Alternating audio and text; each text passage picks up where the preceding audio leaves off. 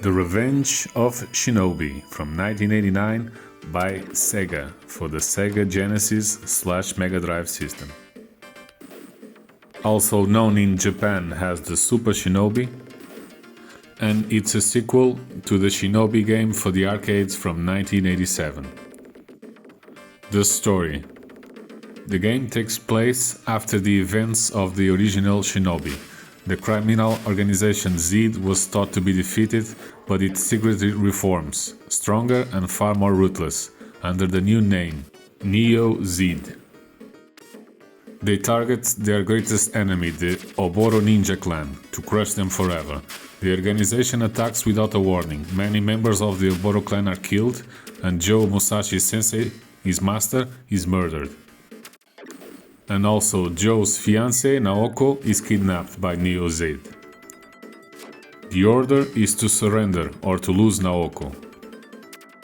Our character, Joe Musashi, refuses to kneel to evil, and he sets out alone using the ancient Oboro ninjutsu arts to destroy Neo Zeed piece by piece. So our mission is to avenge the Oboro clan and also rescue Joe Musashi girlfriend, Naoko.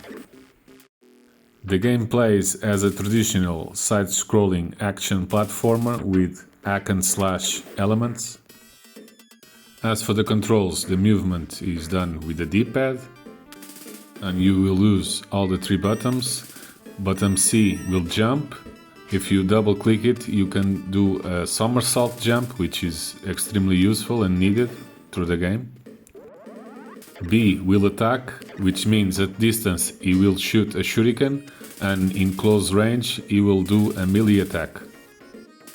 And button A will use the magic, the ninjutsu, that you have 4 different magics to choose from. You have the Hikazushi, which is a lightning shield that I'm using right now. It absorbs multiple hits without it taking damage. And it's probably the most important one that prevents you from losing a life or to help you fight a boss. Then you have the Karyu, which is a fire. It summons a huge flame dragon across the screen. It deals good damage to everything. But I never use it. I think it's the less needed of the ninjutsus. Then you have the Fushin, which makes your jump even higher. I only use it on this stage, that you need to take a big jump. Even with the Fushin ninjutsu, it's a hard jump. And last you have the Minjin, which is a self-destruct attack. You blow yourself up, lose a life, and deal a great amount of damage to anything. I use it especially in the Godzilla boss. If I'm about to lose a life, it's better to self-destruct, deal damage to the boss and keep playing. Because if you lose a life, you start all over. But not when you do it by Minjin. You keep playing. When you're doing the double jump somersault, if you attack, you will shoot 8 shurikens, which is very useful.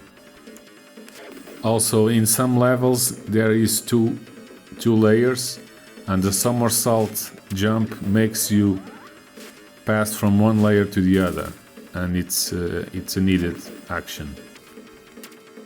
The game had some controversial bosses, reminiscent of Spider-Man, Batman, Godzilla and the Terminator. In some versions they were changed due to licensing. The game also had one of the most famous cheats of the time. You go to the options of the game, select the shurikens, put them to 0 and wait. You'll get infinite shurikens.